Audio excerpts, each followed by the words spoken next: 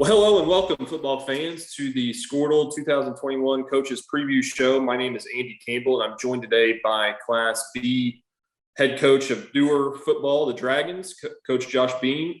Coach, thank you for joining us here today, and congratulations to you and your team on the 2020 state championship game. Thank you so much for having us. We appreciate any time we can get before people and talk about Dewar football. Well, Coach, let's start this thing off with your incredible run that you had in 2020.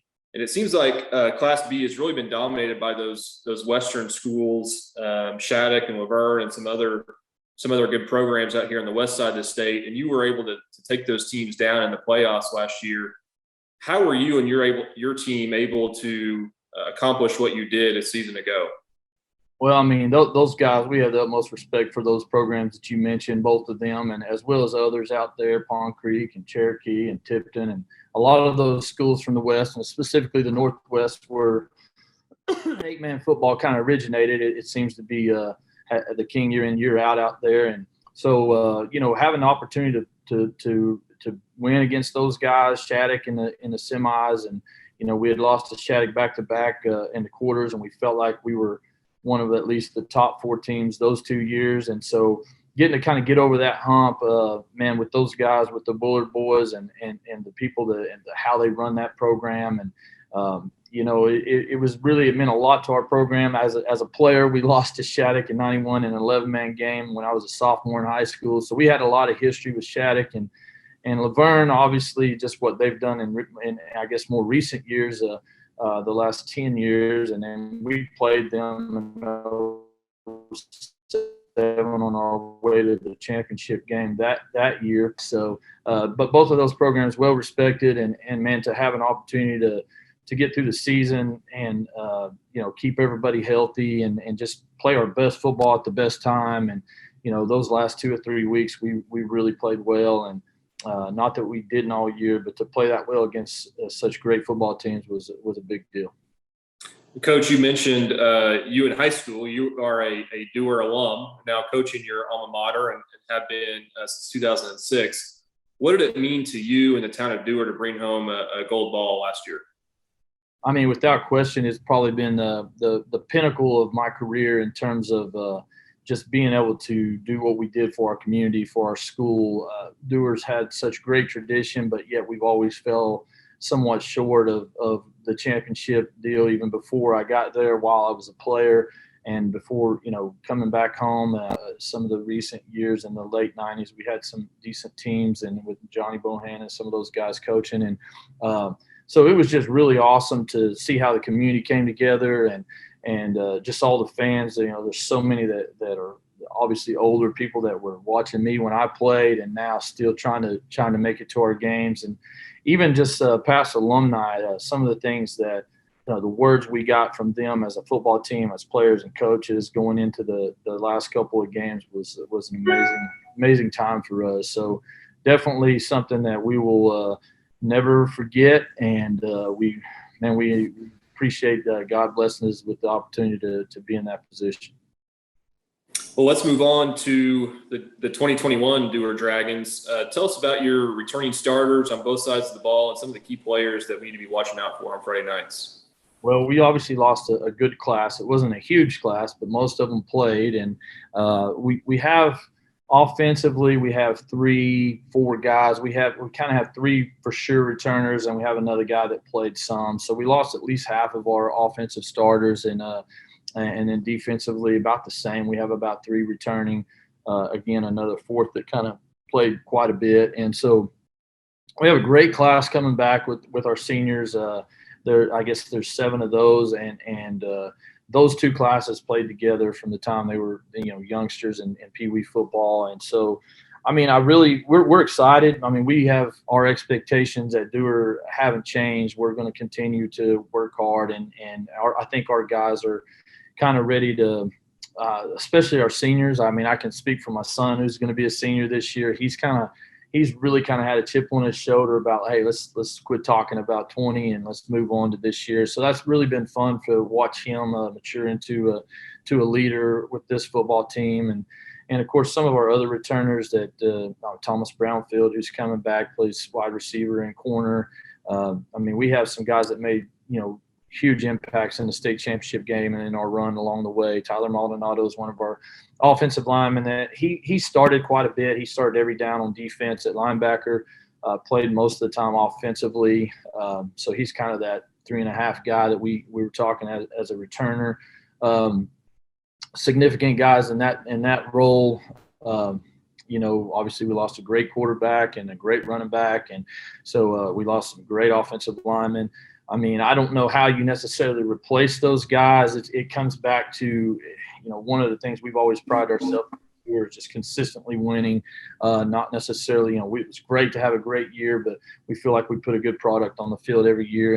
And we've had some really good guys move in for this year. At least one, we got a new quarterback whose dad is now coaching on our staff, who Jameson Ross, who played at Beggs last year, and he's a great player, and we're looking forward to watching him. He kind of, he was kind of going to fill a really big void for us at quarterback that gives an opportunity to, maybe be at this, somewhat the same level. Every year's different. We said that going into last year when we thought we had a chance, and the years before that, and regardless of how, at times last year, honestly, it seemed easy at times. We were prepping and we're getting ready, but we'd go out and our guys just played extraordinarily well football. But going into this year, I mean, it's going to be different. I mean, we may still find a way to win. We hope. We hope we're able to find ways to win football games, and we think we will.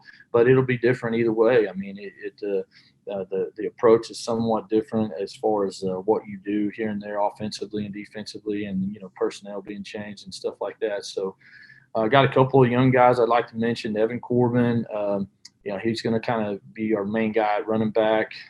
Again, I mentioned Marshall. Marshall played tight end and defensive end, but he's going to kind of be our utility guy offensively. He'll play a little bit in the slot and some running back, and he may even play some quarterback. That was kind of our plan going into the spring. But so we'll kind of see how all that goes. But looking forward to these guys and just going out there, and we tell them every day you're going to get everybody's best shot. I mean, we saw that at camp, at team camp. We saw some people really give us everything they had, and it's just kind of part of wearing the crown for a year. People are going to give you their best shot.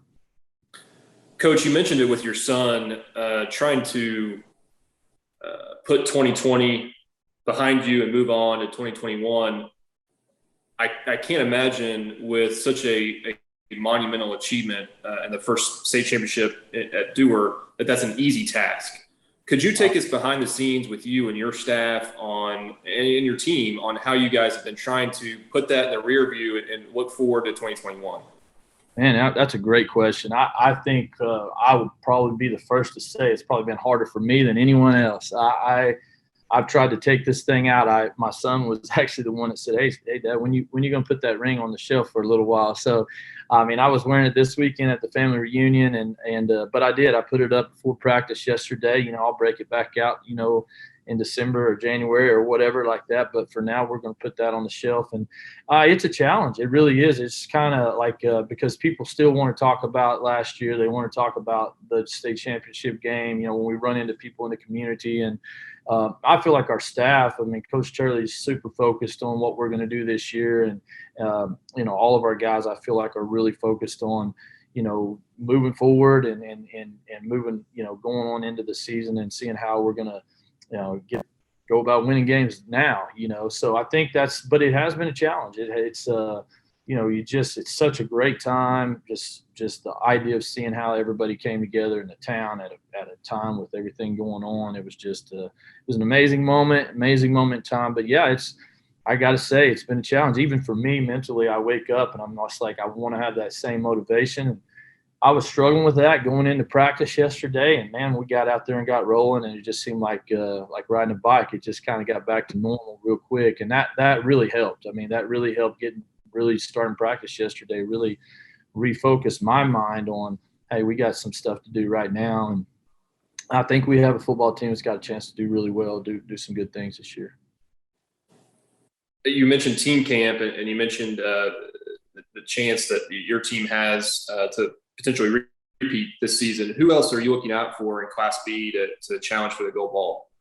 I would say, I mean, some of the ones you've already mentioned. I don't know how Laverne's not probably the front runner just because of the number of returning starters they have. Obviously, in Shattuck, I mean, they just do such a great job out there reloading every year. And I mean, I think those two teams probably have to be your front runners. There's a couple of, obviously Regent on our side of the state, Davenport in the East. I'm really surprised people are going to see with Caddo down in the Southeast. Caddo's got a really good football team, and I expect them to do some great things down there. They came to our team camp, and I was really, really excited about what they got going down there. Coach Proctor and them doing a great job. Pioneer, Cherokee, some of the other schools I can think of from West. Some of your traditional schools like Tipton, who, Cherokee, those guys they're kind of tweener years last year, but I think they're on the verge of having great seasons this year. So I look forward to all those guys that I mentioned, but for sure Laverne and Shattuck, I would say, going into the year, you just got to have the idea that those two guys are going to be there when it's all said and done. One of them for sure. Absolutely. Well, Coach, you open up really 2.5 weeks, August 27th against Southwest Covenant. I know you guys started practice yesterday, I believe. I'm sure you're excited to get back out there on Friday night. We here at Skordle wish the Dewar Dragons the absolute best in 2021 and your quest to repeat. And we and the fans will certainly be looking out for what you guys are able to accomplish this season. Thank you for joining me today on the 2021 Coaches Preview Show powered by Skordle. And again, best of luck to Dewar this season. Thank you, guys. Thank you for what you do for high school football.